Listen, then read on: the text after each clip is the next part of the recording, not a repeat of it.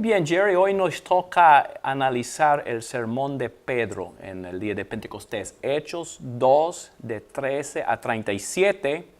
En un mensaje anterior hemos visto cómo los apóstoles fueron bautizados con el Espíritu Santo, hablando en lenguas, con lenguas como de fuego repartidas sobre la cabeza de ellos. También vimos cómo se juntó una gran multitud. Algunos decían, están borrachos, pero Pedro dijo, no están borrachos, son las 9 de la mañana. Entonces, ¿qué está pasando? La primera parte del mensaje de Pedro es para explicar lo que estaba pasando. Antes de leer el sermón, vamos a notar que fue dividido el mensaje en 3 partes. La primera parte, en versículos 14 a 21, es una explicación de los eventos de aquel día. Va a citar una profecía de Joel para explicar los eventos. Luego, habla de Jesús en versículos 22 a 24. Él es la razón detrás de todo. En la última parte del mensaje, en versículos 25 a 37, Pedro da pruebas, en particular de la profecía, para probar a los judíos que siempre había sido el plan de Dios que el Cristo muriera, pero que también resucitara de entre los muertos. A los judíos les costó aceptar a un Cristo, un Mesías crucificado, pero siempre fue parte del plan de Dios. Eso vamos a ver en 25 a 37. Pero primero la explicación, ¿qué está pasando? Habría dicho la gente al ver a Pedro y los demás apóstoles hablando en lenguas y al oír el estruendo como un viento recio. Vamos a ver la explicación que Pedro da del libro de Joel. ¿Listo? Muy bien, listo. Muy bien. Vamos a leer primero versículos 16 y 17, Jerry. Mas esto es lo dicho por el profeta Joel. Ok, la segunda palabra ahí es muy importante para interpretar la profecía. Al decir Jerry, más esto es lo dicho por el profeta Joel, Pedro estaba diciendo que los eventos que él iba a mencionar iban a ser cumplidos 2000 años en el futuro, o tuvieron que ver con aquel día de Pentecostés. Tuvieron que ver con aquel día de Pentecostés. Sí, él estaba aplicando la profecía al día de Pentecostés. Tenemos que tomar en mente esta clave para interpretar bien el texto. Entonces comienza a mencionar lo que había escrito Joel como 700 años atrás. Versículo 17, Jerry. Y en los postreros días, dice Dios, derramaré de mi espíritu sobre toda carne. Vuestros hijos y vuestras hijas profetizarán. Vuestros jóvenes verán visiones. Vuestros ancianos soñarán sueños. Los postreros días, dice Pedro antes de entrar en la profecía. No podría haber estado hablando de los postreros días del mundo, porque ya vivimos 2000 años más tarde. Sin duda estaba hablando de los postreros días de la nación de Israel como pueblo especial de Dios. Durante aquellos últimos días de la nación de Israel, iba a haber esto, las profecías, las visiones, una nueva etapa de revelación. Y sigue hablando de eso en la profecía en versículos 18 en adelante. Quizás una clave es 21. Todo aquel que invocare el nombre del Señor será salvo, no solamente judíos, sino todo el mundo. Iba a ser un tiempo de bendiciones universales. Pero hay una parte de la profecía que siempre llama la atención, y yo sé que si pasara yo por alto esta parte, todo el mundo se enojaría conmigo, Jerry. Y es la parte más difícil. Pero después de hablar de la etapa de revelación, de las visiones, etc., en versículos 19 y 20 hay una porción un poco difícil. Vamos a hablar de ello un ratito, Jerry. Versículo 19. Y daré prodigios arriba en el cielo, señales abajo en la tierra, sangre y fuego y vapor de humo. ¿Y 20? El sol se convertirá en tinieblas, la luna en sangre, antes que venga el día del Señor, grande y manifiesto. Muchos al leer esta porción piensan, sin duda está hablando del fin del mundo. Pero cuando uno lee las profecías del Antiguo Testamento acerca de la destrucción de grandes imperios y grandes ciudades, se da cuenta que es probable que no. Personalmente, y hay otras interpretaciones, Jerry, pero yo creo que está hablando aquí de la destrucción de Jerusalén, que para los habitantes de Israel iba a ser como si su universo se hubiera acabado. Estamos hablando de los últimos, los postreros días de la nación de Israel. Iba a ser caracterizadas por profecías y revelación que tenemos en el Nuevo Testamento, pero también por la destrucción de Jerusalén mencionada aquí en versículos 19 y 20.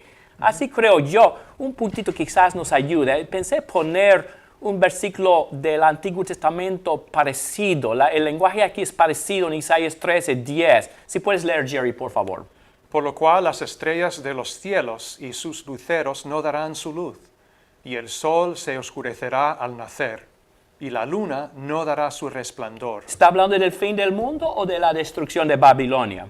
De la destrucción de Babilonia. ¿Verdad? Y hay muchas otras profecías parecidas donde vemos este tipo de lenguaje para referirse no al fin del mundo, sino a la destrucción de grandes ciudades. Otra interpretación que yo he oído a estos versículos 18 y 19, lo voy a mencionar, voy a volver a eso, es que suena un poco como la crucifixión de Jesús. El sol en tinieblas, la luna en sangre, los terremotos y todo. Lo menciono, pero todavía creo que la mejor interpretación es que está hablando de la destrucción de Jerusalén. Pero cualquier interpretación que uno tenga para 19 y 20, sabemos que en su totalidad esta profecía tuvo que ver con el día de Pentecostés, con las profecías y la revelación. Y la profecía es dada para explicar aquellos eventos. ¿Listo, Jerry? Sí, y digamos lo que digamos del significado de estos versículos. Tenemos que recordar que los cristianos, las personas a las cuales se dirigía Pedro, ya estaban en los postreros días. ¿Verdad? Porque él está aplicando la profecía aquel día. Ya estaban en los postreros días, entonces eso tenía que tener una aplicación especial para ellos. Buen punto. Ahora, después de explicar los eventos de aquel día por medio de la profecía, Pedro comienza a hablar de Jesucristo. Y esos versículos 22 y 23. Jerry, si puedes leer, por favor. Sí. Varones israelitas, oíd estas palabras. Jesús Nazareno, varón aprobado por Dios entre vosotros con las maravillas, prodigios y señales que Dios hizo entre vosotros por medio de él, como vosotros mismos sabéis, a este, entregado por el determinado consejo y anticipado conocimiento de Dios, prendisteis y matasteis por manos de inicuos, crucificándole. 2 puntos rapiditos aquí, Jerry. ¿Cómo Jesús fue aprobado por Dios entre ellos, según 22? ¿Con qué cosas? Con las maravillas, prodigios y señales. Los milagros de Jesús probaron que eran de Dios. Sin embargo, según 23, ¿fue una sorpresa para Dios cuando los judíos le mataron? ¿O era algo que Dios ya sabía de antemano que iban a hacer?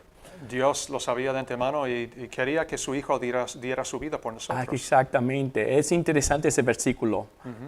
Muy bien, y luego, después de hablar del hecho que también fue resucitado de entre los muertos, comienza a dar profecías para mostrar que el Cristo, el Mesías, que los judíos estaban esperando, iba a morir, pero iba a resucitarse de entre los muertos. Da una profecía larga de David en 25 a 28, pero vamos a enfocarnos en el versículo clave de la profecía, Jerry, es versículo 27. ¿Qué dijo David en cuanto al Mesías, según Hechos 2:27? Porque no dejarás mi alma en el Hades, ni permitirás que tu santo vea corrupción. Ok, David está hablando de alguien que iba a morir, pero su alma no iba a quedarse en el Hades. El Hades es el lugar de los muertos. Iba a morir y no quedarse muerto, ni que tu santo vea corrupción. El cuerpo no iba a podrirse, no iba a descomponerse. Entonces David estaba hablando de alguien que iba a morir y no quedarse muerto. ¿Pero de quién David estaba hablando? ¿Estaba hablando de sí mismo? Lea 29, Jerry. Varones hermanos, se os puede decir libremente del patriarca David, que murió y fue sepultado, y su sepulcro está con nosotros hasta el día de hoy. Entonces David estaba hablando de sí mismo al hablar de quién iba a morir y no quedarse muerto. No, No, porque ahí estaba la tumba de él. ¿Cuántos los arqueólogos hoy en día les gustaría saber dónde está esta tumba de David? Pero ha desaparecido. Entonces, si seguimos leyendo aquí, vemos que estaba hablando de qué, versículo 31. ¿De qué estaba hablando David? viéndolo antes, habló de la resurrección de Cristo, que su alma no fue dejada en el Hades, ni su carne vio corrupción. David profetizó del Cristo. Y es el punto de 31. Y Pedro sigue en 32, dice que nosotros somos testigos de esta resurrección. Luego, la pregunta quizás sería, ¿dónde está Jesucristo ahora entonces? Versículo 33, Jerry. Así que, exaltado por la diestra de Dios, y habiendo recibido del Padre la promesa del Espíritu Santo, ha derramado esto que vosotros veis y oís. ¿Dónde está Jesucristo ahora? Había sido exaltado por la diestra de Dios. Y muy bien, y cita otra profecía de David en versículos 34 y 35 para mostrar que así fue el caso. Aquí llegamos entonces a la conclusión del mensaje en versículo 36. Por favor, Jerry. Sepa pues ciertísimamente toda la casa de Israel, que a este Jesús a quien vosotros crucificasteis, Dios le ha hecho Señor y Cristo. Jesús, un mero carpintero, ¿qué Dios había hecho de él? Le había hecho Señor y Cristo. Señor y Cristo. Y muchos de ellos habían participado en la muerte del Señor y del Cristo. ¿Cómo iban a responder? Bueno, tenemos que ver esto la semana que viene. Y siguen 37, pero una pequeña prevista. Preguntaron ellos, ¿qué haremos? Pedro les dijo que se arrepintieran y se bautizaran en el nombre de Jesucristo para perdón de pecados. Y como resultado iban a recibir el Espíritu Santo. Pero tenemos que analizar esta porción con más detalle la semana que viene, Jerry. Sí. ¿Algo más que decir en cuanto al mensaje de Pedro después de este resumen bien breve y rápido? No, ya has dicho mucho. Muy bien, muy bien. Y si usted tiene alguna pregunta o algún comentario y está mirando en YouTube, puede dejarlo por abajo y trataremos de contestarlo. O si está mirando por medio de Facebook y tiene alguna pregunta o comentario, puede dejarlo detrás del video que está viendo ahora mismo. Que Dios les bendiga y que nos ayude al analizar su palabra y siga sincronizando, por favor. Amén.